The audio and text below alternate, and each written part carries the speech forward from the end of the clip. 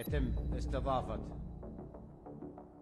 القيادات الأمنية في بابل لمعرفة أسباب هذا الخطر. سيد الرئيس، ما حدث يوم أمس في محافظة بابل من خرق أمني لعصابات الموت وعودة الكاتم وبوضح النهار وعصابات تعتاش على الفساد اللي موجود بمحافظة بابل. طب الفساد اللي موجود بمحافظة بابل ما موجود بكل المحافظات، وهذا الفساد تابع للسلطة، سواء السلطة المحلية أو جزء من السلطة المركزية.